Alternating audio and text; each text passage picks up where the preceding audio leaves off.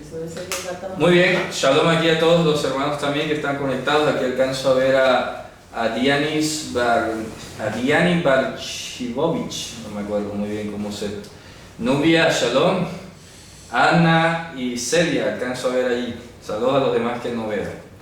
Bien, bueno, Baruch Hashem. Vamos a ir a la carta a los Hebreos capítulo 5 y hacer un recuento. Voy a repasar, aunque ya lo sepan, rápidamente. La esencia de la carta que hemos venido viendo es que lo primero que establece el escritor es la superioridad y la distancia que hay entre Yehoshua y los mensajeros celestiales, los seres celestiales. Hay una gran distancia, empezando pues por el hecho de que los ángeles son criaturas, mientras que Yehoshua no es una creación. Eso lo vamos a terminar de ver hoy en este capítulo. Entonces, superior a los ángeles, no podía ser un ángel el que viniese a salvarnos. Dios no podía enviar a otro distinto de él. Ya habíamos hablado que Dios juró por sí mismo, no teniendo a alguien mayor por quien jurar, no podía enviar a otro. Por eso es que estamos hablando de la unicidad de Dios y de la corporeidad de Dios, desde un principio, ¿ok? Luego vimos que era la imagen misma de esa sustancia, de ese grabado de la deidad. Vino aquí humillado, se humilló, ¿cierto? Fue disminuido, como citando el Salmo 8, fue disminuido, fue hecho circunstituido, o puesto en una condición inferior a la de un Elohim, sea un Elohim de los cielos o un Elohim de la tierra, porque ya aquí a esta altura, ya creo y espero, no sé, ustedes me dirán si lo recuerdo o no, los usos que tiene la palabra Elohim. Voy a decirlo brevemente porque de pronto hay alguien que me vaya a ver de nuevo por primera vez hoy y no se entere. Aquí hemos dicho que la palabra Elohim es polisémica, ¿no? Tiene muchos significados. Por un lado, tenemos el significado que asocia Elohim con los atributos de la deidad, destacándose entre ellos el amor, ¿ok? Elohim asociado al amor. Pero por el otro lado hemos visto que se le llama Elohim a todo aquel a quien vino palabra de Dios. Eso va desde un ángel, un mensajero celestial, hasta un mensajero terrenal, un sumo sacerdote, un profeta, un juez o cualquier otra persona que Dios haya levantado, le haya hablado. Y aparte de que Elohim pues también en otros escenarios y se refiere a Dios en la plenitud de sus atributos. Entonces estamos diciendo que Él es superior a los mensajeros. No podía ser Él un mensajero el que viniese a salvarnos acá, como una criatura, que no fuera Él mismo. Luego vimos que estando en esa disminución de esa condición, hecho o puesto en inferioridad a cualquier Elohim de los que se pueda mencionar, vimos que murió y resucitó porque fue un sacrificio consumado hasta el final, y en virtud de ese sacrificio lo que produjo aquí, como ya había dicho Isaías, así será mi palabra que salga de mi boca, no volverá a mí vacía. Efectivamente vino y produjo hijos, o sea, herederos, porque lo que hizo fue reconciliarnos siendo enemigos. Eso lo dice Romanos 5, que gracias a ese sacrificio fuimos nosotros reconciliados siendo enemigos. Entonces, luego presenta en el capítulo 3, ahí termina de hablar de eso, y el capítulo 3 muestra a una superioridad dual, por un lado por encima de Moisés, ¿cierto? Y por el otro lado, por encima de Yehoshua bin Nun. Y por eso terminamos hablando del primer Yehoshua y el postrer Yehoshua, para que quede clara la idea. Y estuvimos viendo que efectivamente estaba por encima de ellos porque Yehoshua tiene un distintivo, y en comparación con Moshe y con Yehoshua el terrenal, y es que Mashiach era el único que tenía el poder para transformar la mente y el corazón. Moisés, por mucho que hablase, o Josué, por mucho que hablase, nunca iba a lograr ellos con su palabra transformar la mente y el corazón, que es el tema de este libro. El tema del libro, cada vez que usted encuentre la palabra perfecto, que lo mencionan muchísimas veces, aquí se está refiriendo es a la conciencia libre de la malicia del pecado. ¿Ok? Eso lo vamos a ver hoy. Así que vamos allí. Habíamos quedado en el capítulo 6, pero quiero recordar un énfasis especial que está haciendo el escritor. Fíjense que en el 5.5,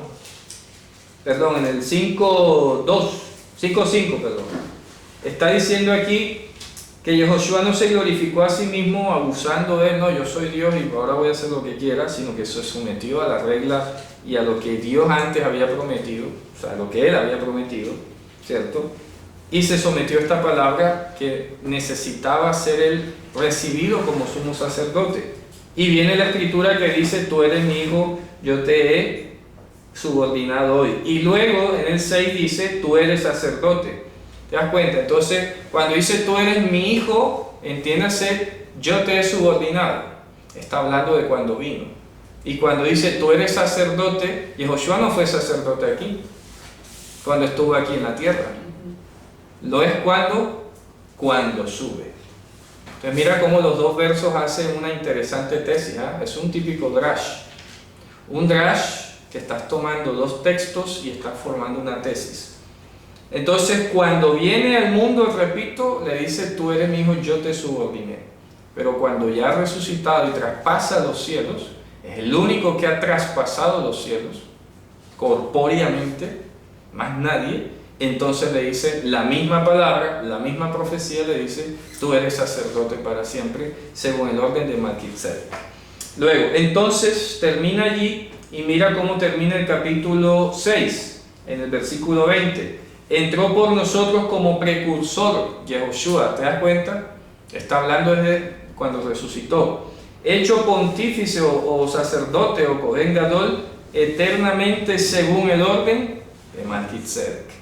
Ahora el capítulo 7 viene a explicar quién es Melquisedec, que eso es lo que había quedado pendiente de hablar, ¿ok? Luego dice, bueno, vamos a explicar, dice, porque este Melquisedec, voy a escribirlo acá en hebreo, voy a tratar de, perdón acá, a los hermanos, voy a poner el tablero para que se vea, acá también. Melquisedec, se escribe así la transliteración correcta. Melquisedec, en hebreo se escribe Mein, Lamed, Kaf, Yud, Makaf, luego Tzadei, Dalet, Kuf. Melquisedec, literalmente rey de justicia. Literalmente significa rey de justicia. Melquisedec, no se dice Melquisedec, sino Melquisedec, tilde en la primera E, para que lo pronuncien correctamente. Melquisedec, ¿qué significa? Como bien lo dice allí, ¿qué cosa? Rey de justicia. Pero mira cómo él hace aquí, el escritor hace una explicación bien esmerada, ¿no? Bien detallada. El que está escribiendo esto se ve que sabe hebreo. Y dice, porque este Melquisedec, rey de Shalem, resulta que no hay una ciudad llamada Shalem.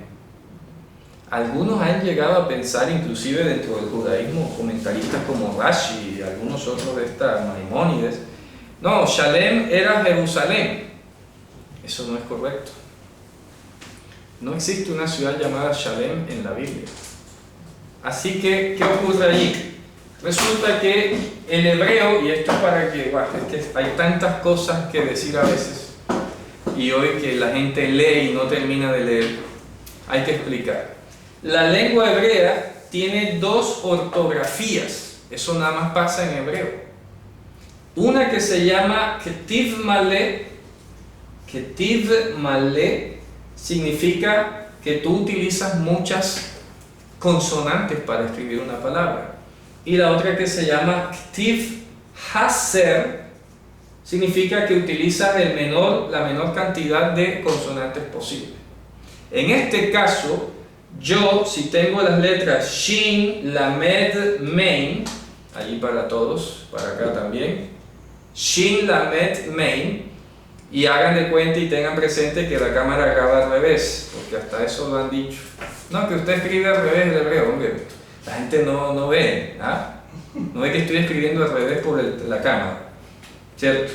Shin, Lamed, Mein. Esto se puede leer de muchísimas formas en hebreo según la vocal que yo le coloque. Voy a ponerle las diferentes vocales con colores para que se den cuenta de cuántas formas se puede leer estas tres letras. Si yo le pongo una I y una E aquí, se lee Shilem. Shilem. Si yo le coloco aquí una U y una A, se lee Shulam. Si yo le coloco aquí una A y una E, se lee Shalem. Si yo le quito la E y pongo una O acá, se lee Shalom. Las mismas tres letras se pueden leer como de 10 formas distintas. ¿Me explico? ¿Por qué? Porque así es la lengua hebrea. Entonces no me venga a decir alguien después allí en los comentarios, espero que vean el vídeo, y va a decir, no, es que Shalom le faltó la Vav. No, porque Shalom se puede escribir sin Vav. Ejemplo, el nombre de Salomón se escribe sin ninguna Vav y se pronuncia Shlomo. Y aquí tenemos Shin, Lamed, Mem, He, y la O que está aquí es un Jolam Haser. Y esto está utilizando escritura o Ketiv Haser, escritura restringida, escritura carente, ¿ya? Ortografía privada de consonantes o reducida en consonantes. Mientras que la Malé es la que utiliza más consonantes. Entonces cualquiera me dirá, bueno, Shlomo se puede escribir con Vav así. Y bueno, si lo quieres escribir así, yo te lo entiendo, ¿cierto? Pero no quiere decirle que ahora yo no sepa hebreo y no esté escribiendo correctamente. Lo que pasa es que hay que saber tanto a veces y la gente no termina de leer. Insisto, me parece a veces eso, no sé qué pensar, ¿ya? La gente medio ojea y no termina de enterarse. Yo lo he dicho aquí, el hermano me conoce, tengo 20 años de estar estudiando hebreo, arameo, lengua bíblica. Esto no se improvisa. Para que venga alguien de repente, no, que usted escribe mal, ¿verdad? ¿Qué estoy diciendo aquí? Que cuando dice que Malkitzedek era rey de Shalem, el escritor está haciendo aquí lo que se llama en hebreo la técnica del Keri. Es decir, él está diciendo, mira, yo sé que tradicionalmente hemos venido leyendo Shalem, ¿ok? Pero resulta que a decir verdad, ninguno de nosotros aquí sabe dónde quedaba la bendita ciudad de Shalem.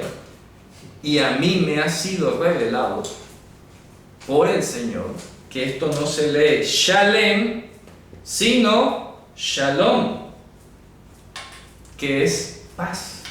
O sea, se traduce por paz normalmente, ¿no? Yo he explicado muchas veces que Shalom tiene que ver con el paz y salvo, el pago de deuda, del pecado, etc. Y eso es lo que está diciendo, dice, porque este Malkitzedek, rey de Shalem, sacerdote del Dios de arriba, debe leerse, sacerdote de Dios de arriba. Ahí está un poco mal precisado el adjetivo porque ponen sacerdote de Dios altísimo. Ahí el altísimo no está calificando a Dios, está calificando a Malkitzedek. Es decir, debe leerse sacerdote de Dios de arriba. Cuando tú lees de arriba, ya la lógica del texto en hebreo te está diciendo que Malkitzedek no era de esta creación. Y por eso en el Shabbat pasado, en el estudio pasado, mencioné que por ahí hay un librito, un pseudo libro, lo que se llama un pseudoepígrafe, que le llaman ahora el libro de Yasher, o el libro de Yashar, y ese libro es de 1625 y la gente no sabe. Entonces se ponen a leer un libro que a alguien se le dio la gana de escribir por allí. Es como que yo me ponga a escribir aquí un libro ahora y le pongo un título, el libro de Matusalén, y de 200 años más adelante lo encuentren. Uy, el libro de Matusalén lo escribí yo, ¿ya? Entonces este famosito libro de Yasher que hay por ahí es de 1625, lo escribieron en Venecia. Entonces la gente, no, que aquí dice que Malkitzedek era Shem. Falso, venga y lea el Evangelio. ¿Ah? O le vas a creer más a ese libro que es un pseudoepígrafe a lo que está escrito aquí. ¿Ya? Ya yo he mencionado en algunos espacios que este fomento del desprecio por lo que está en griego es simplemente un caldo de cultivo para meter cualquier barbaridad. ¿Por qué? Porque este es el texto griego. Aquí yo les explicaba a algunos hermanos a través de internet. Aquí tenemos el texto griego con aparato crítico. ¿Ok? De aquí es de donde debe salir una traducción, no de supuestos manuscritos hebreos y arameos que no existen. Pero eso se dice así tan descaradamente y la gente lo cree. ¿Ya? Yo te aseguro que si yo me dejara una barba gigante y me pusiera así en la pantalla, Rabí fulanito de tal, con un nombre super hebreo, la gente, no sé, yo sería como muy famoso. ¿Ya? Y resulta que no, les hablo la verdad y no me creen, man. Qué terrible, hermano. Y eso que usa. Y eso que usa y equipar y salir. no te la pongas, ¿Qué no tal que yo me lo escucharía. quite? Que yo me lo he quitado otras veces. ¿Qué tal que yo saliera hablando así? Menos. ¿Ya? Y estoy diciendo la verdad tranquila y llana. Exacto. Porque aquí no estamos Pero defendiendo. no tiene nada que ver Oye, con- y yo no estoy defendiendo aquí ningún tipo de judaísmo, ni ningún tipo de mesianismo, ni ningún tipo de cristianismo. Yo lo he dicho aquí estamos defendiendo la escritura, desentrañando la escritura. Por eso venimos a estudiar, por eso se puede preguntar cosas que por ahí no se ve. Dime tú, ¿qué maestro por ahí tú ves que le pregunten así a quemarropa? No, pero aquí esto y otro. ¿Cuándo? ¿Verdad? Eso no se ve por ahí. Aquí ustedes pueden preguntar en el chat y yo respondo después. Y la gente entonces no. Creen más al de barba y al que dice Rabí. ¿Cierto? A ver, entonces está diciendo Malquitzedek, rey de Shalem, ministro, sacerdote o Cohen del Dios de arriba, el cual salió a recibir a Abraham que volviera a la derrota de los reyes y le bendijo, al cual asimismo dio a Abraham los diezmos de todo. Primeramente él se interpreta rey de justicia, que es Malquitzedek. ¿Ok? Perdón, ya te doy la palabra. Luego también, como es rey de Shalem, entiéndase rey de Shalom, o sea, de paz. Dime. Es que el mismo contexto lo dice. Sí. Por eso, es que... Entonces, ¿por qué pelean tanto? Eso te digo, porque la gente no lee, hermano. O no creen en el Evangelio. No creen en el Evangelio, no sé. Una de dos, no leen o no creen en el Evangelio. La pregunta me llamó la atención que dices que leyéramos como un adjetivo no a Dios, sino a Malquitzedek. Sí. Sacerdote De Dios. Lo pones como un No, adjetivo. sacerdote de Dios, sí, porque así dice en hebreo. Cohen, Lael, Elión. En hebreo aparece Sí, claro, un constructo. porque eso sale en Génesis. Génesis 14 por allá. Se cogen el Elión. Entonces él está haciendo la exégesis aquí desde el texto hebreo y él sabe que Elión es de arriba. ¿Cómo lo plasmó en griego? Aquí lo tengo, por ejemplo, vamos a buscarlo aquí en el 7, versículo 1. Ahí lo busco acá. En griego dice así, y lo tenemos. Dice,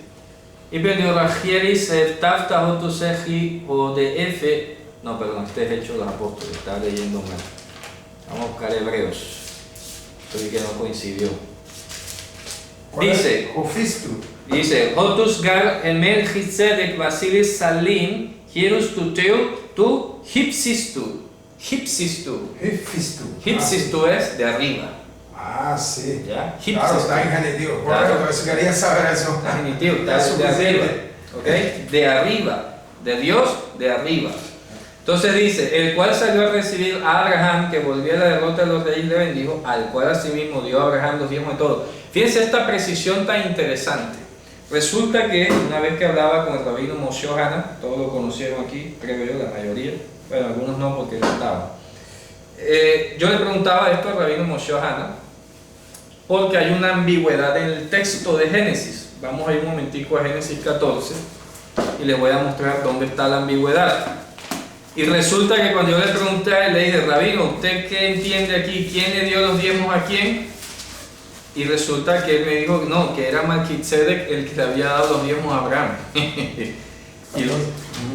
Y resulta que no, el Evangelio te aclara esa ambigüedad y por eso se nota que el escritor está haciendo una severa exégesis de esto. Vamos a buscarlo aquí en 14, ¿verdad? En el 10, ¿qué? 17. Sí, pero vamos a buscarlo más abajo acá. Aquí, en el 20. Dice, Ubaruch el Elión asher migen zareja beyadeja. Y luego dice, Vayítenlo mahaser mikol. Eso literalmente, voy a escribirlo acá para todos. Eso literalmente, la expresión, voy a ponerlo así, vayítenlo, maaser mikol. Literalmente, si yo lo traduzco, eso significa, y él dio a él diezmo de todo. La pregunta es, ¿quién a quién? Porque está hablando de Melquisedec y Abraham. Y la frase termina en una ambigüedad que dice, y él dio a él diezmo de todo. ¿Quién a quién? El texto en sí no te lo dice. Porque como bien se equivocó este rabino, él pensó que fue Abraham el que le recibió los diezmos a Melquisedec. Porque hay una ambigüedad. Y él dio a él el diezmo de todo. ¿Quién a quién? No lo dice. Entonces el autor de la carta a los hebreos te explica por qué no puede ser que Abraham le haya recibido los diezmos a Melquisedec. ¿Ok? Y aquí te lo explica. ¿Por qué dice? Sin padre, sin madre, sin linaje, que no tiene ni principio de días ni fin de vida, pero venido a ser semejante al Hijo de Dios, permanece sacerdote leolán, por tiempo escondido. Ya eso lo he explicado. Mirad pues cuán grande fue este, al cual aún Abraham el patriarca dio los diezmos, ¿ok? De los despojos. Ya te está declarando aquí cómo se resuelve esa ambigüedad. Primero te dice, Abraham fue el que le dio los diezmos a él. Pero no hay, claro, el judaísmo no te lo aclara. El judaísmo tiene lo contrario. Ambigüedad. Tiene la ambigüedad y la resuelve a lo contrario. Dice que fue Melquisedec el que le dio los diezmos a Abraham. O sea que el sacerdote fue Abraham, ¿no? Es correcto. Entonces, como si el sacerdote hubiese sido Abraham. Es correcto. Porque el que recibe los diezmos es el sacerdote. Es correcto. Y mira, por eso aquí este texto seguramente fue revolucionario en su época. Porque si ya tú sabes que en medio del judaísmo está esa creencia que Abraham era como un sacerdote que recibió los diezmos, el escritor bien dice, no señor, es al revés. Como hablamos, ahí está el principio, el hombre escoge siempre Lo el peor. error. Siempre escoge el error. Clarísimo, por eso es que no hay elección humana, no hay libre albedrío. ¿Ya? El hombre escogería el mal. Pues, es correcto. Entonces dice, ciertamente que de los hijos de Leví toman el sacerdocio tienen mandamiento de tomar del pueblo los diezmos según la Torá. ahí lo está diciendo. Eso es a saber de sus hermanos, aunque también hayan salido de los lomos de Abraham. Mas aquel, o sea, Melquisedec, cuya genealogía no es contada de ellos, tomó de Abraham los diezmos. Oye, más contundente no puede ser. Sí. ¿Ya? Y bendijo al que tenía las promesas. Y sin discusión alguna, el que es bendecido, el que bendice es mayor que el bendecido. O en otras palabras, el menor es bendecido por el mayor. ¿Ok? Ahí te lo está diciendo. El que es menor es bendecido por el mayor. Luego dice, y aquí ciertamente los hombres mortales toman los diezmos, mas allí aquel del cual está dado el testimonio que vive. O sea, está diciendo, viene un ser del cielo, se le aparece a Abraham y le recibe diezmos. Un ser que no muere, que no es mortal, que no es de entre los hombres, que no tiene ni genealogía, ni fin de días, ni nada. ¿Ah? Y fíjense lo extraño que puede resonar esto, como esta interpretación que dicen que Jerusalén era Shalem. En ese caso, habría que recordar que Shalem era una ciudad, si fuese así, repito, que Shalem fuese Jerusalén, en esa época era una ciudad pagana. O sea, ¿qué diezmo le iba a recibir Abraham a un pagano ahí? No existía. No existía, no tiene sentido, era una ciudad, el primer nombre de Jerusalén era Jebús, de ahí viene Jebuseo, Jebusi, el nombre de Jerusalén era Jebús. Cuando David la capturó, se vino a llamar Metzudat Sion, que es la fortaleza de Sion. Sion es la montaña, una de las montañas que hay allí. Y luego, cuando ya trasladó el reino, se llamó Ir David, que es la ciudad de David. Y después se llamó Jerusalén. Pasó como por 4 nombres. Claro. ¿Y quién le puso Jerusalén? ahí surgió de la época del rey David. Porque Jerusalén, según se tiene entendido, significa la ciudad de la paz. ¿Okay? Jerusalén es una forma un poco de estas cosas que la gente a veces no entiende, ¿no? Que es lo que se llama un apócope. Ir con Shalom, Ir Shalom quedó convertido en Jerusalén. Ir Shalom quedó. Mire que en arameo se dice Jerusalem y en las antiguas piedras egipcias sale Ursalim. Ursalim. Salen en estelas egipcias. ¿Ya? Ursalim. Y por eso quedó en hebreo como Jerusalén. ¿Ok? Y en griego quedó como Jerusalén. Todavía hay de esta gente que se ha encargado de regar la mentira. Ahora yo veo con tristeza algunos escribiendo Yahrushalayim. Sí, porque quieren quitar. Sí, ponerle ya a todo que es con Y, no, ahora ponle ya porque es el nombre de Dios. Mentira, qué cosa tan perturbadora esa, hermano. Ahora ya no dicen Yehudá, sino Yahudá.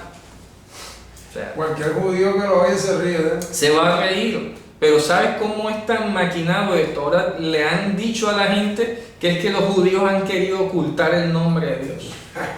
Y que entonces ellos lo han descubierto. ¿Y sabe qué me decía algún hermano que de pronto ve ayer el vídeo? No, es que a mí me dijeron que hasta que yo podía estar en peligro porque los judíos me podían matar si yo andaba diciendo el nombre de Dios. ¿Qué te parece, hermano? Porque qué cosa. O sea, el Señor los tiene que castigar, en serio.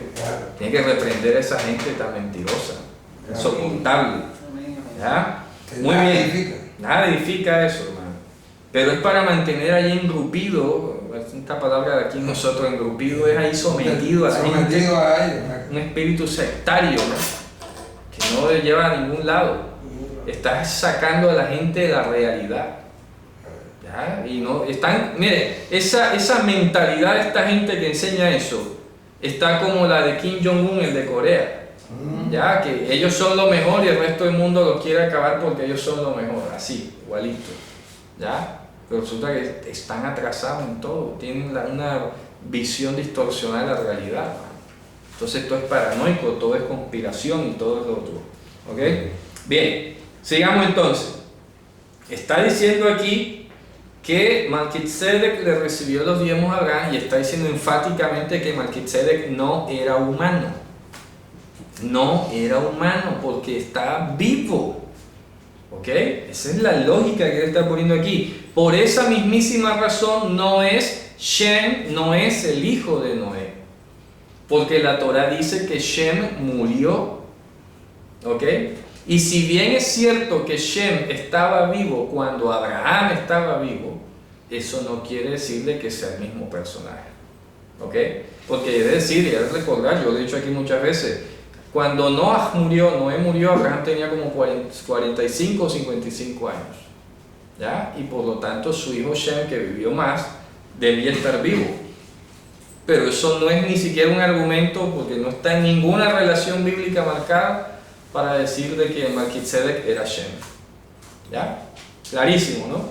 Entonces dice... Me llama la atención algo con respecto al planteamiento del judaísmo de que fue Abraham quien recibió los diezmos de Melquisedec. Y es por lo que dice el versículo 10, cuando viene hablando de que pagó el diezmo también Leví. Entonces Leví, como se convirtió en un sumo sacerdote, un sumo sacerdote de Israel, ya podía estar, por lo que dice el 10, porque aún estaba en los lomos de su padre cuando Melquisedec le salió al encuentro. Claro. ¿Ya? Entonces, como figurativamente, como si Melquisedec, como Leví fue el que se hizo sumo sacerdote. Entonces Abraham, por lo tanto, lo era. Exacto, por lo que llevaba en los lomos. Claro, pero aquí te está diciendo... No, sí, es claro, pero yo digo que es posible de que se pueda llegar a pensar... Confusión. La confusión. Está bien. Por eso es que el Evangelio está aclarando y está diciendo, aquí ciertamente los hombres mortales, toman los diezmos. Más allá, en aquel episodio, aquel los tomó, o sea, Melquisedec, del cual está dado el testimonio de que vive. Está vivo. no es Shem, el hijo de Noé. Y por decirlo así, en Abraham también dio los diezmos Leví. Aquí está la relación, el cual humanamente recibe los diezmos, fíjate tú. Aquel que parece que es superior a los demás porque es el que bendice al pueblo, el que recibe los diezmos, resulta que él, estando en los lomos de Abraham, le está dando los diezmos a su vez a otro que es superior. Por eso este drash que está haciendo aquí el autor, lo que se está proponiendo es dejar claro que Melquisedec era superior al sacerdocio levítico. O sea, me explico. Porque Abraham tuvo a Isaac, Isaac a Jacob y Jacob a Leví y Leví a Aarón y a sus hijos, de su familia. Y resulta que si Aarón era el sumo sacerdote, Aarón está incluido en los lomos de Abraham y aún así cuando Abraham da el diezmo virtualmente, Aarón los está dando también. ¿A quién? A alguien superior, a alguien de arriba, que no es de este mundo. ¿Ok? Esa es la lógica. Entonces, lo que está demostrando aquí el autor es que había un sacerdote celestial. Había un Cohen celestial. ¿Ok? Y este Cohen terrenal le dio los diezmos al Cohen celestial. ¿Está difícil de entender eso? ¿Está claro o no está claro? El Cohen terrenal le da el diezmo al Cohen celestial. Ya. ¿Ok? Dice, ahora vas a ver, dice, si pues la perfección hubiese sido por el sacerdocio levítico, porque bajo ese régimen levítico recibió el pueblo la Torá, ¿qué necesidad había aún de que se levantase otro sacerdote según el orden de Melquisedec y que no fuese llamado según el orden de Aarón? ¿Ok? ¿Qué significa esto? Miren que la palabra clave, lo dije al principio, es la palabra perfección. Y vamos a tener que llegar hasta el capítulo 10 para entender qué es la palabra perfección. Pero voy a tratar de anticiparme para que no nos quede en el aire la idea. Miren que está diciendo, si la perfección, ¿cuál perfección? ¿De qué? Es la pregunta. Vamos a buscar más adelante, les voy a decir dónde, para que vayamos amarrando el texto. La palabra perfección la tienen ustedes que unir aquí con, miren el versículo 19, vuelve y la menciona. La palabra perfección, vayan subrayándola ya en su Biblia, el versículo 11, verso 19, ¿de acuerdo?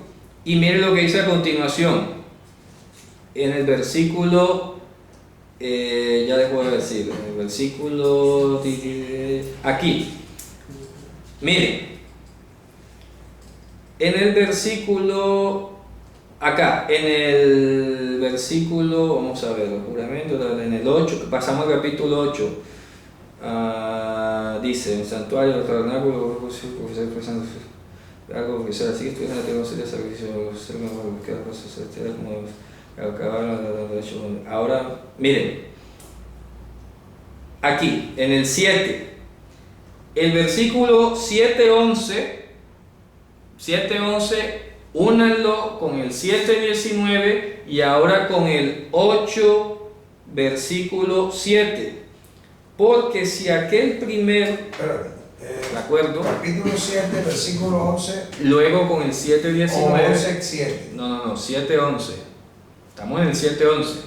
7:11. Ajá, únanlo con el 7:19. Dice, pues la perfección fuera por el sacerdocio levítico. Listo, déjalo hasta ahí. Ajá. Estamos hablando o tratando de definir aquí en el texto y en el contexto la palabra perfección. Luego en el verso 19 dice, porque nada perfeccionó. Está diciendo la misma idea, no ha habido perfección. Nada perfeccionó la Torá. Es correcto. Ahora lee el 8:7. 8:7.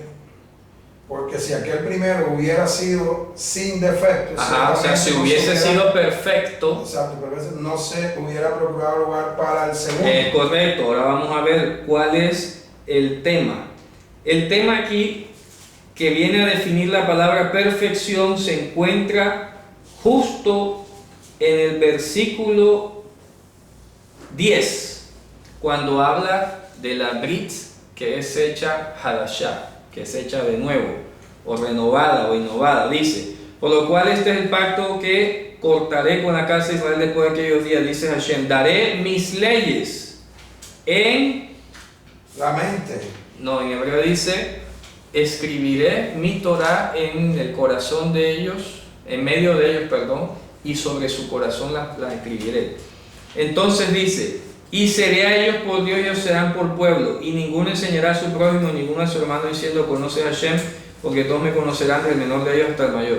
Porque seré propicio a sus pecados, y de sus pecados y sus iniquidades no me acordaré más. Ahí va. Lo que tenemos que ir escribiendo nosotros ahí en el margen de nuestra Biblia o en su cuaderno, allá donde usted esté, es que la palabra perfección está ligada aquí, y ahorita lo voy a terminar de demostrar. La palabra perfección está ligada a poseer la Torah en la mente y el corazón. Vamos a poner así, en la mente y el corazón. Y sobre todo, más allá de eso, el ser Dios propicio a los pecados. Es decir, tener los pecados perdonados. Tener los pecados perdonados. ¿Ok? Y ahora vamos a terminar. Hay un tercer elemento que engloba esos dos. Voy a repetirlo lentamente.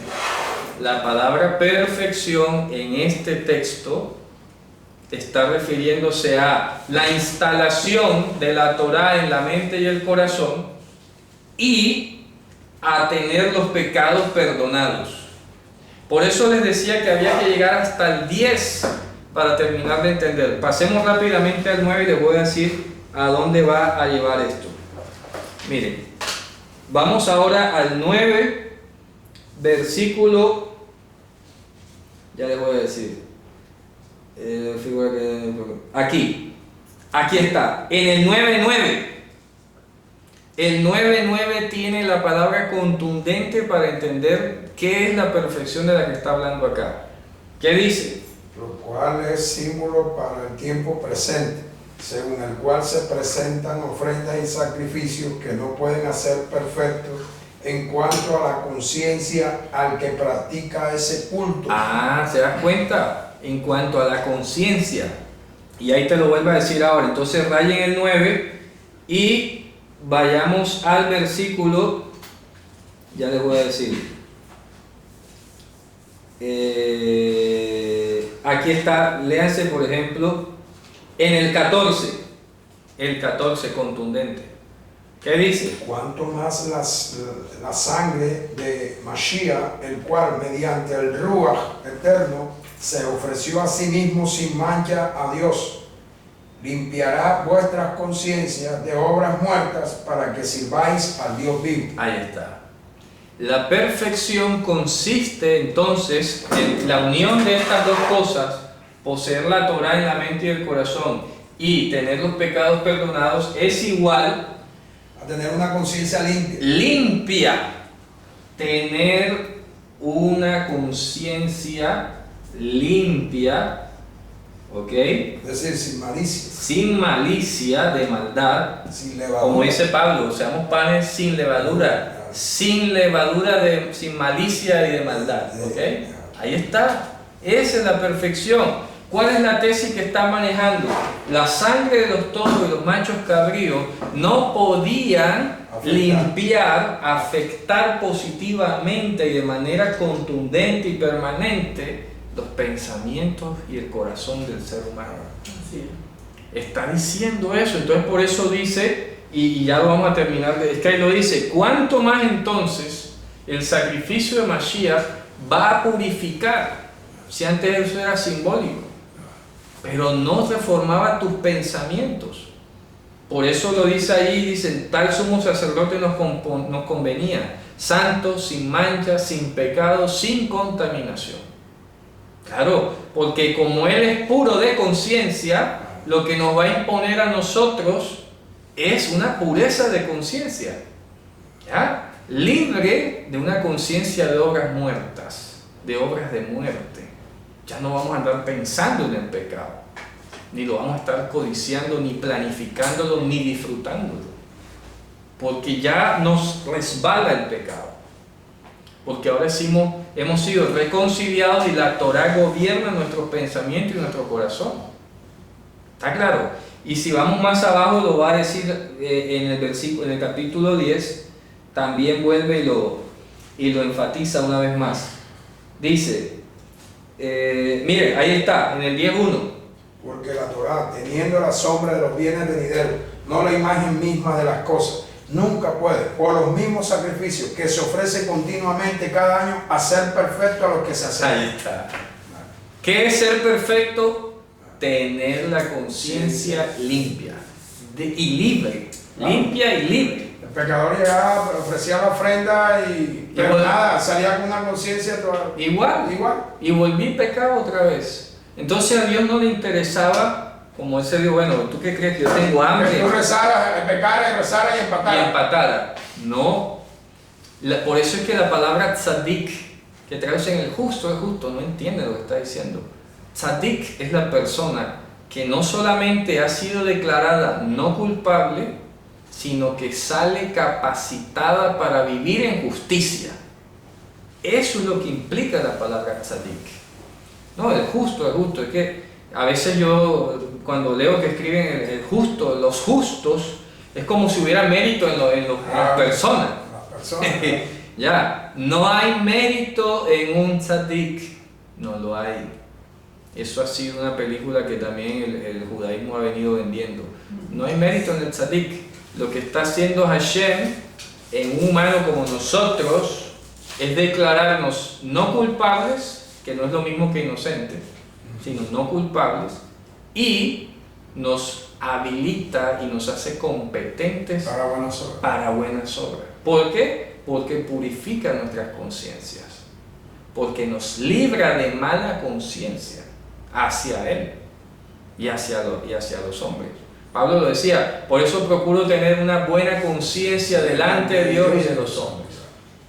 Eso no es posible porque tú te pusiste a hacer meditación trascendental o a leer salmos hasta que entraste en un éxtasis y ya se me limpió la conciencia. No, eso es una transformación que ocurre solo cuando tu corazón es circuncidado. Y está escrito, lo leímos el Shabbat pasado, circuncidará el Señor tu Dios, tu corazón. Eso no te va a meter un cuchillo aquí y te vas a sacar nada, ni espiritual ni nada. Eso lo hace Dios solamente. ¿Ok?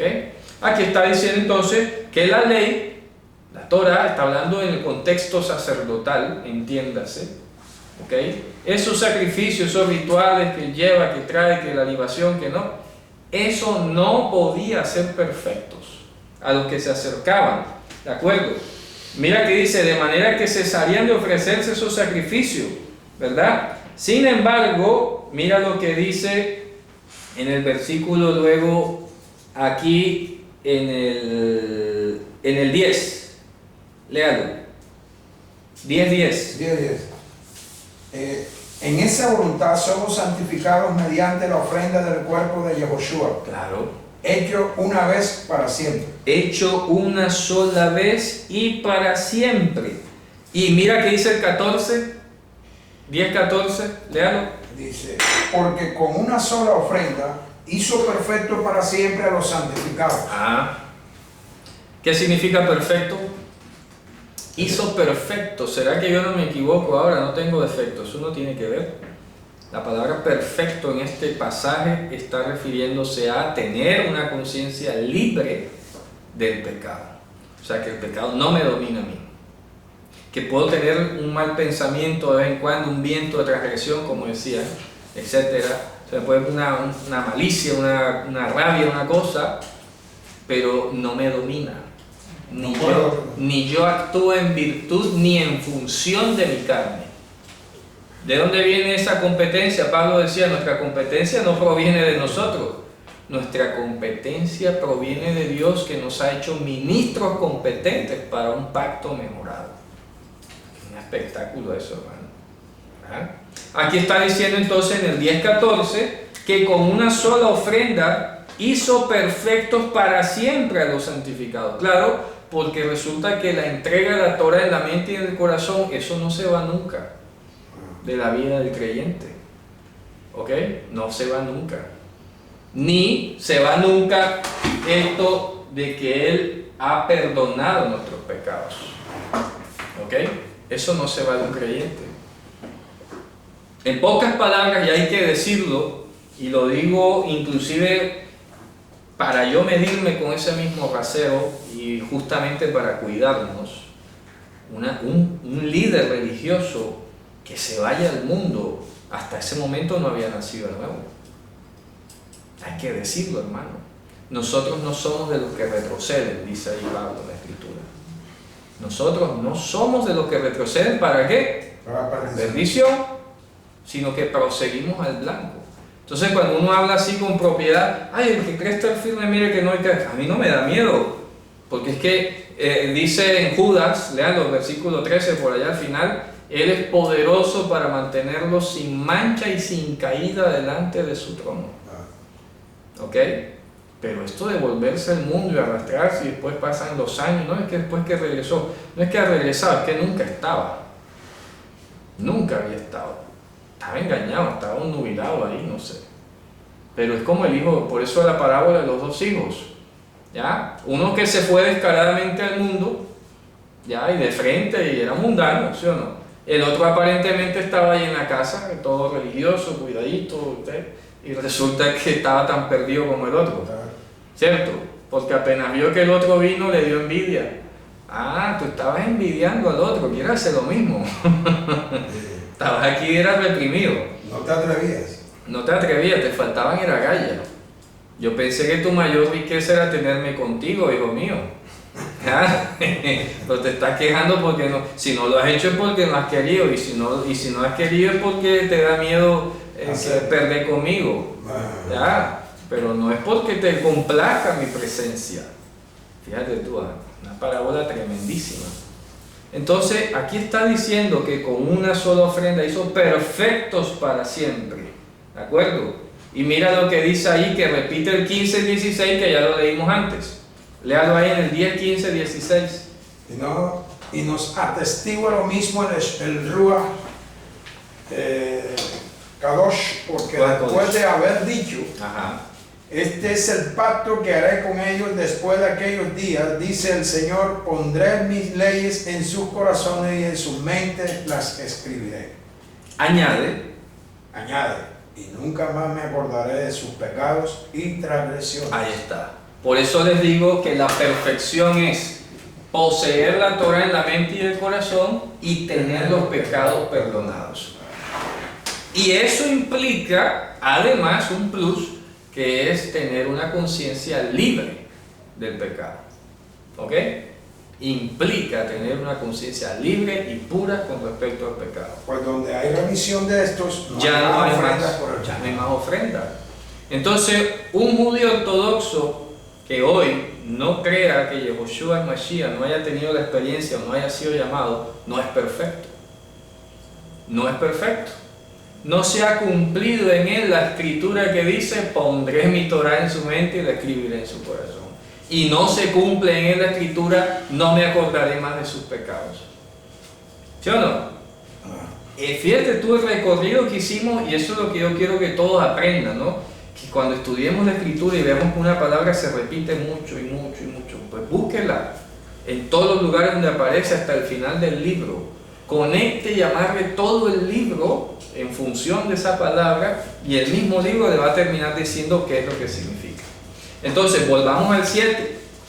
En el 7 está diciendo, en el 7:11, si la perfección, ya ahora entiendes qué es, entendida la perfección como ese cumplimiento de la palabra que era tener la Torah en la mente y el corazón y tener los pecados perdonados y la conciencia purificada del pecado, si la perfección fuera por el sacerdocio levítico, ¿ya? Porque bajo ella recibió el pueblo la Torah, o sea que contiene la promesa también, ¿qué necesidad habría aún de que se levantase otro sacerdote según el orden de Melquisedec y que no fuese llamado según el orden de Aarón? ¿Te das cuenta? Y que no fuese llamado. Claro, claro, porque resulta que Yehoshua, ahí lo dice a continuación, Yehoshua es de la tribu de Yehudá. Y la Torah nunca habló nada de un sacerdote de la tribu de Yehudá. ¿Me explico? ¿Sí ves?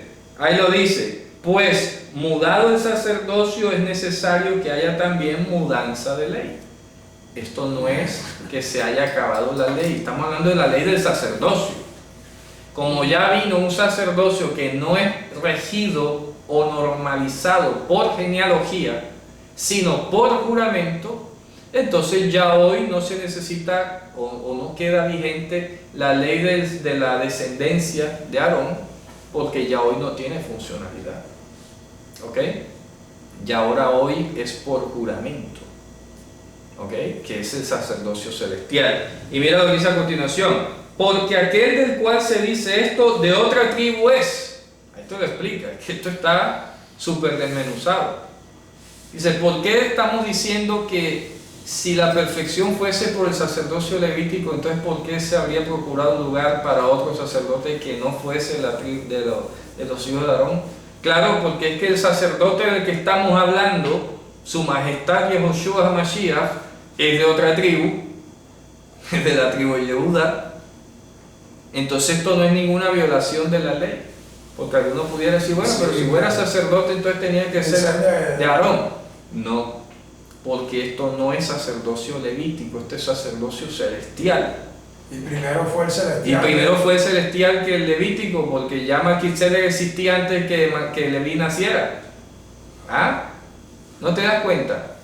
Entonces hay algunos más intencionados que hasta me da cosa porque quieren como burlarse.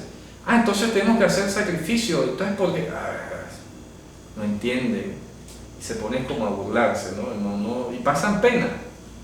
¿Por qué hoy no hay sacerdocio levítico y no hay que hacer sacrificio, ni ir al templo, ni nada? Lo acaba de decir ahora. Primero, porque el sacerdocio del cielo fue primero. Y en segundo lugar, porque inclusive, y lo dice Jeremías 2:17, algo así, que cuando Dios sacó a los hijos de Israel de Egipto, no había sacerdocio levítico. El sacerdocio levítico aparece con ocasión del becerro de oro. Pero antes del becerro, ¿cuál había sido la palabra? En Éxodo 19, ustedes todos serán reino de sacerdotes, gente santa, Goy Kadosh, pueblo adquirido por Dios. Y eso es lo que cita 1 Pedro 2:9. Éxodo 19 es lo que Dios dijo antes de que hubiese becerro de oro. Es el plan original. Antes de Torah. Claro, antes de que se diera la Torah y todo. Dijo, ustedes van a ser reino de sacerdotes, todos. Sin distinción que una tribu sí y la otra no. Todos iban a ser sacerdotes. Luego cuando ocurre el becerro de oro y la tribu de Leví se aparta, Dios la toma como un prototipo temporal para enseñarle a los demás cómo íbamos a ser todos en el futuro. ¿Ya? Y establece el sistema de sacrificios para los diferentes tipos de pecados para enseñarte en el futuro que cuando viniese el sacrificio perfecto de arriba, ya no ibas a tener que hacer toda esa cantidad de sacrificios. Pero sí ibas a quedar muy entrenado en discernir los diferentes tipos de pecados. Porque acuérdense que habían diferentes tipos de sacrificios para diferentes tipos de pecados. Y todo el sistema levítico te ha enseñado y te vive enseñando, mira, que esto es cuando te equivoques, que esto es cuando no sepas, que esto es cuando eres cómplice, que esto es cuando lo haces a propósito, que esto es por otro, que esto es cuando no lo has confesado. Todo ese sistema de sacrificio hoy en Mashiach, yo lo expliqué hace poco, ¿verdad? Hoy lo que tenemos que hacer es levantar las manos a los cielos y confesar nuestros pecados ante aquel gran sacrificio. En virtud y en función de aquel corbán, que simbólicamente, que aquí lo dice la carta a los hebreos, su sangre está rociada y habla mejor que la de Abel. Qué maravilloso esto. ¿Ah? Esto es una cuestión magistral que escribió esta carta. Semejante capacidad de erudición y de escritura a lo que tuvo aquí, que obviamente le fue recibido de Dios, ¿no? Inspirado por Dios, pero nos permite entender de una dimensión totalmente gigante todo el sentido de la escritura.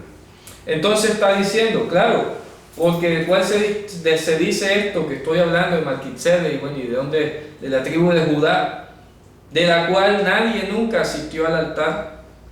¿Por qué será? Porque viene un sacerdocio de arriba donde no se ofrecen animales.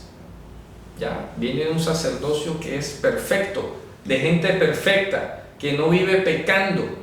Ya, viene del futuro. ¿Me explico? En pocas palabras, si lo ponemos en términos de película, como a la gente le gusta tanto Hollywood, hombre, esto es como viajar al futuro. Ya, la película esa. Entonces vino Melquisedec del futuro, yo vengo de un sacerdocio en el futuro donde la gente no peca. ¿Ya? Y por lo tanto allá no hay sacrificios. Allá cuando venga Mashiach en el futuro y Él purifique los corazones de ustedes de mala conciencia y les quite la cautividad del pecado, allá en aquel entonces no hay necesidad de ofrecer sacrificios. Porque además el sacrificio que Él haga allá en el futuro va a valer inclusive para los errores que ustedes cometan en tanto que son transformados en incorruptibles. ¡Wow! Yo me imagino a Abraham fascinado con eso. Uy, ¿cómo será eso? ¿Cómo será tener la conciencia limpia de la malicia? Eso solo lo podemos entender quienes hemos sido paridos de arriba. Ya. Eso tú no vas a hablar ahí en la calle con cualquiera, no lo vas a entender. Porque dice la Escritura que las cosas de la mente de Dios son locura para el hombre natural. Esto solo puede entender que esté conectado con la Escritura. El que haya nacido de arriba, es que ni siquiera el que se esté congregando. Aquí es más exclusivo todavía, es el que haya nacido de arriba. Mucha gente a veces se congregará y llenará templos, 2,000, 3,000 personas. Vaya a ver cuántos de ahí de verdad han sido purificados sus corazones de mala conciencia. ¿Ya? Eso hay que decirlo, para que se estremezca. Entonces luego dice, porque notorio es que el Señor nuestro nació de la tribu de Yehudá, sobre la cual nada habló Moisés tocando al sacerdocio. ¿Se da cuenta? Porque aquí no importa de qué tribu sea. Melquisedec, en pocas palabras, le está diciendo desde el futuro a Abraham, mira Abraham, en el futuro, cuando venga el sacerdocio celestial, no va a importar de qué tribu seas. ¿Ya? Allá cualquiera va a ser sacerdote, no importa la tribu, porque allá no es por descendencia. Va a llegar un momento en que tu nieto, ¿verdad? Tu bisnieto Leví, va a llegar a ser sacerdote aquí y él solo va a ser la tribu sacerdotal. Pero en el futuro van a ser todas las tribus. Así en pocas palabras es lo que le está contando acá. Luego le dice, y aún más manifiesto es, si a semejanza de Melquisedec se levanta otro sacerdote, el cual no es hecho sacerdote conforme a la ley del mandamiento carnal, o sea, de la descendencia. Ahí no se está refiriendo a la Torah, sino a la descendencia humana, sino según la virtud de la vida indestructible. Ahí está. Él está comparando y está diciendo en pocas palabras, mira, Yehoshua es superior al sumo sacerdote. Si fue superior a los ángeles, superior a Moisés, superior a Josué, superior a Aarón, también inclusive es superior a Melquisedec, porque es Dios mismo. ¿Ok? ¿Está claro esto? Semejante comparación, mira, ponme al que sea, que es superior al que sea. Ponme a Melquisedec, también es superior a él. Al contrario, Melquisedec se levantó como una figura que hablaría de él cuando fuese sacerdote, en el tiempo que él fuese sacerdote. Pero inclusive como se trata de Dios mismo, es por lo tanto superior a Melquisedec. ¿Ok? Melquisedec es una inspiración en él.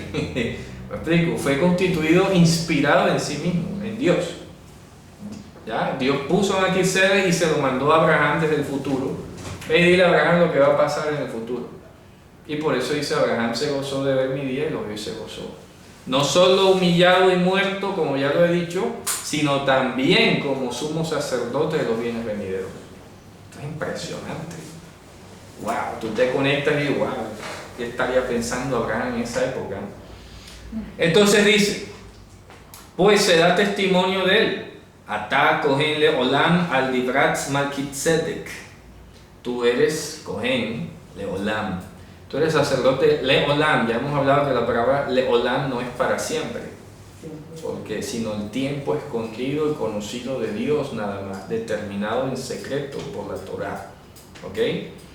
Según el juramento que hace o que hizo Melquisedec. El mandamiento precedente entonces, o sea, el que era por la descendencia, queda anulado a causa de su ineficacia. ¿Ineficacia por qué? Porque los sacerdotes levitas y los sacrificios levíticos no hacían perfectos a los que se acercaban a través de ese sistema. Claro, la debilidad del sacerdocio levítico. Entiéndase, hay debilidad, incapacidad o ineficacia. Ineficacia, incapacidad, su inmortalidad. Su mortalidad. Mortalidad, perdón. Claro. En fin, eso es lo que hacía ineficaz prácticamente que eso ministrase y limpiase. Correcto. Al pecador de sus pecados. Correcto, hermano. Y por eso es que lo explicamos. De hecho, ellos están sujetos a debilidad. Ahí lo dice luego a continuación. Y por otro lado comentamos, aprovecho y comento lo que hemos corregido de Colosenses 3.2, 3.6, ¿verdad? O 2 Corintios 3.6, que la ley produce, la letra mata y el espíritu vivifica. No, la letra te pone cerca, pero si tú no has recibido el Ruach HaKodesh, no estás vivo. No estás vivo para Dios. Estás muerto todavía en vuestros delitos y pecados. ¿Sí ves? Como hay otra parte que dice, que hablamos de la inertilidad de la Torá, como la piedra inerte. Ajá, exacto, correcto, exacto. Eso dice en Corintios, que era una piedra inerte que no transmite vida. Porque la vida tiene que venir de Dios directamente. Como lo dice el Salmo, tú eres la fuente de la vida, en tu luz vemos la luz. ¿Ya? Así lo dice. Entonces luego dice a continuación, ¿por qué queda anulado? Porque nada pudo perfeccionar la Torá. ¿Algo? La Torá no podía hacerte perfecto. Eso era un don del Ruach HaKodesh. Y ese Ruach HaKodesh iba a venir solo en función del sacrificio perfecto. ¿Ok? En una de las primeras parashot, que yo no sé si quedaron grabadas aquí, pero yo me acuerdo que enseñamos hace como 4 años que el sacrificio de la vaca roja al final quedaba una ceniza y esa ceniza se mezclaba con agua y era la que hacía o culminaba el proceso de habilitación de los leprosos y de todas las personas declaradas inhabilitantes o tamén. Y hacíamos la alegoría, la comparación de cómo después de Mashiach su sacrificio lo que queda es la ceniza, en este caso es el Ruach HaKodesh. Y solamente cuando eres lavado por el Ruach HaKodesh es que tus pecados son limpios. Por lo tanto, la blasfemia contra el Ruach HaKodesh es negar el sacrificio de Mashiach. ¿Ya? Que muchos me han preguntado, entonces ¿cuál es la blasfemia? Es que tú no es que estés blasfemando al Espíritu Santo porque no existe Espíritu Santo. Existe el Ruach HaKodesh, que es el poder que emana de Dios y que se instala en tu mente y en tu corazón, y es una comunicación directa. Aquí di el ejemplo el otro día del Wi-Fi, ¿cierto? De Dios emana el Wi-Fi y solo los que tienen la contraseña se conectan. El resto, nada que ver. Ah, sí, aquí sale la señal, pero no me puedo conectar. Claro, no tienes la contraseña. La contraseña es la circuncisión del corazón. Ya, eso es secreto entre Él y nosotros. El resto, nada que ver. Oye que habla, oye que hay señal, sí, mira, bajo datos y todo, sí, pero tú no puedes. Ah, porque se necesita la circuncisión del corazón. Entonces tú no estás blasfemando a una persona de la Trinidad, como a veces pasa en el mundo cristiano. Tú lo que estás es negando que el sacrificio de Mashiach haya sido perfecto o que inclusive Él haya venido acá. Cuando tú niegas eso y su resurrección, estás negando que hay Ruach HaKodesh. Y eso es lo que se constituye la blasfemia contra el Ruach HaKodesh. Y aquí lo dice ahorita. Más adelante vamos a leer. Luego dice, mas lo hizo introduciendo una mejor esperanza por lo cual nos acercamos a Dios, y no cuanto fue sin juramento. ¿Verdad? Dice, porque los otros, cierto, sin juramento, o sea, los humanos, fueron hechos sacerdotes, mas este con juramento por el que le dijo, juró Hashem y no se arrepentirá, tú eres sacerdote Leolam, según el juramento de Melquisedec, tanto de mejor testamento es hecho fiador Yehoshua. Cuando dice de mejor testamento, entiéndase testamento mejorado. ¿Ya? No diga mejor testamento como, porque a veces, y eso que estamos hablando aquí, de la ley del sacerdocio levítico que ha sido supeditada o que ha quedado debajo del sacerdocio celestial, ¿sí o no? Estamos claros en eso. Entonces está diciendo, como viene del futuro, donde las promesas se han cumplido, en el futuro Dios ve un pueblo libre de pecado y con la Torah en la mente y el corazón y su conciencia limpia. Entonces, el que es sacerdote allá en el mundo venidero, donde el pacto es mejorado, no porque sea mejor otro distinto, sino que es lo mismo que dijo aquí, pero con las mejoras completadas. ¿Ya? Son mejoras. Entonces, un pacto mejorado y no un mejor pacto. Porque la idea de decir mejor pacto es como si hubiera otro distinto del que ya existía. Y todo el tiempo se le ha pasado recordando lo que dice allá. Este será mi pacto que yo haré, pondré mi Torah en la mente y en el corazón. Bueno, será otra cosa distinta entonces. Los mismos mandamientos, solo que con promesas mejoradas. ¿Cuál es la mejora entonces aquí? A ver.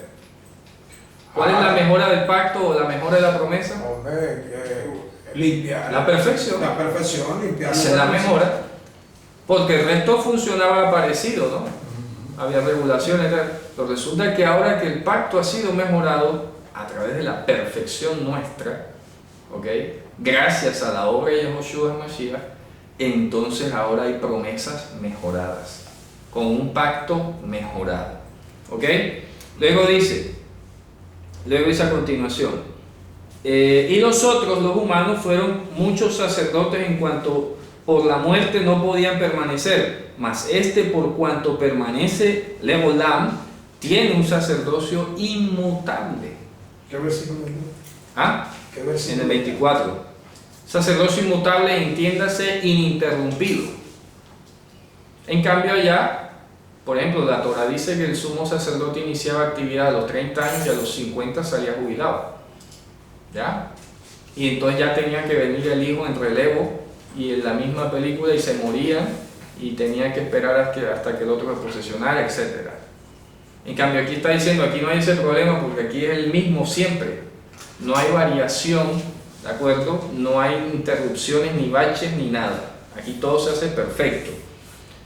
Luego dice, por lo cual puede también salvar eternamente, o sea, Leolam, por tiempo indefinido, a los que por él se allegan a Dios, viviendo siempre para interceder por ellos.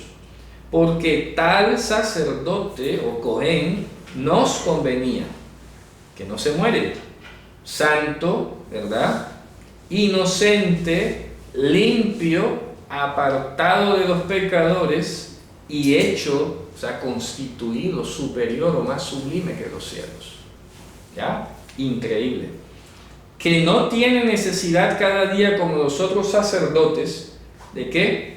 De ofrecer primero sacrificios por sus pecados y luego por los del pueblo, porque esto lo hizo una sola vez ofreciéndose a sí mismo, porque la ley constituye sacerdotes a hombres débiles, mas la palabra del juramento después de la Torah constituye al Hijo hecho perfecto para siempre. Ahí está. ¿Ok? Entonces, ¿qué está diciendo en pocas palabras? Mira, este sacerdote ofreció un solo sacrificio y ni siquiera por los de él, porque ahí lo dice a continuación, tal sumo sacerdote nos convenía sin manchas, sin pecado. Entonces el sacrificio que él ofrece, ¿por qué será? ¿Por los pecados de él? Por los pecados del pueblo, porque en él no había pecado. Ahí está. Si en Yehoshua hubiese habido un componente humano pecaminoso, tendría que haber ofrecido sacrificio por él mismo. ¿Ya? Y no habría podido entonces venir a salvar a otro. Se habría salvado él solo nada más. ¿Ya? Pero no. Resulta que él estaba libre de pecado y vino y portó. Por eso Juan dice aquí el Cordero de Dios que porta o que lleva o que quita el pecado del mundo, porque él no tiene. Lo que porte es lo que nosotros le impongamos. Nuestras confesiones. Lo que él nos quitó. Lo que él nos quita a nosotros. ¿Ok? ¿Está claro esto? Entonces mira esto maravilloso que empieza el 8. Ya vamos a terminar. Dice, así que el resumen de lo que hemos venido diciendo es que tenemos tal sacerdote que se sentó en la diestra del trono de la majestad en las alturas, en los cielos. Cuando dice la diestra del trono, no es que hayan dos butacas en el cielo, por favor. Cuando dice la diestra del trono, es decir, de la majestad, se está diciendo es que se sentó en el único trono que hay en los cielos. Acuérdense del libro de Apocalipsis, cuando lo estudiamos, hay un solo trono en los cielos, no hay dos, nunca ha habido dos, ni menos tres, para que se sienten ahí tres personas. Hay un solo trono y es lo que aquí lo explicamos en Marcos, se llama Kiseh de Malká en arameo, el trono de la majestad, así se llama. Literalmente es el trono del rey, Kiseh de Malká. Y en ese Kiseh de Malká solo se sentó el único que siempre ha estado sentado ahí, Dios. No hay otro que se haya sentado. Solamente Él podía ocupar. Por eso en la visión de Apocalipsis, cuando Él dice, no te preocupes que el león de la tribu de Judá ha vencido, cuando se asomó vio fue un cordero inmolado. ¿Se acuerdan? Porque es el mismo cordero y león. No hay dos, es el mismo. Lo que se llama la metamorfosis, aquí lo vimos bastante, ¿no? Entonces dice, ministro del santuario y de aquel verdadero tabernáculo que el Señor fundó y no el hombre. Ahí está.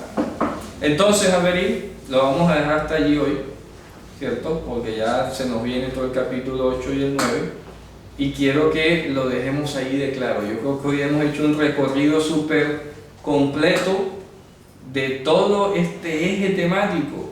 Y lo último que una persona que lea con responsabilidad, lo último que debe llegar a decir aquí es que la ley está abolida.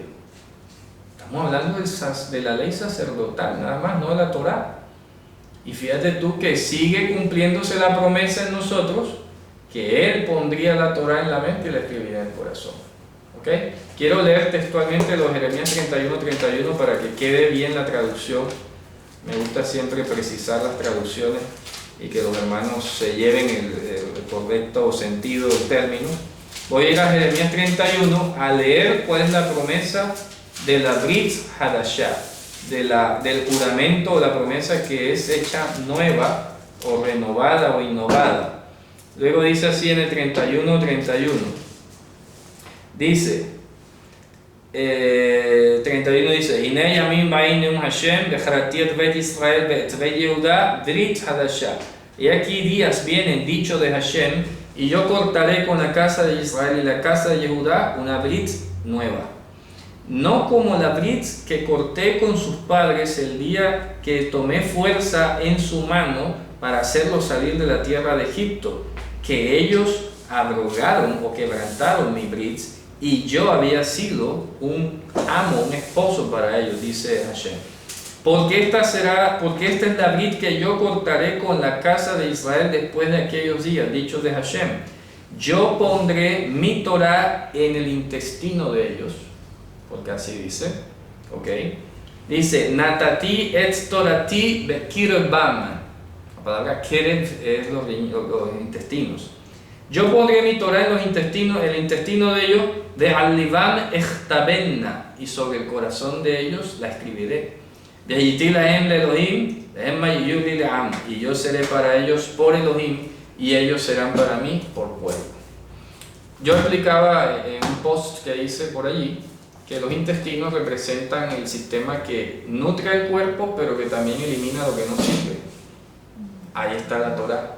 Te nutre y saca lo que no te sirve. Y el corazón controla ¿qué? Los pensamientos, controla las emociones. Por eso es que no sale la palabra cerebro en la Biblia, porque el corazón es como un indicador del cerebro. ¿Qué me explico? Entonces cuando dice que la voy a escribir en el corazón, es como decir, la voy a escribir en tu mente, en el cerebro, en lo profundo de tus pensamientos. Voy a hacerte una limpieza exhaustiva de ese inconsciente tan inmundo que trajiste desde que naciste en este mundo. ¿Me explico? Porque desde el vientre los niños escuchan barbaridades, ¿no? ¿Ya? Y desde pequeñito, ¿quién sabe qué cosas no hace hasta el enemigo? Sustos, miedo, golpes, violencia, cualquier cosa, porque vino a robar, a matar y a destruir y no tiene piedad del niño y del anciano. Pero para eso viene el poderoso de Israel, a limpiar nuestras conciencias, hermano. El lavamiento por la palabra. Amén. Amén. Bueno, entonces vamos a despedirnos por acá y vamos a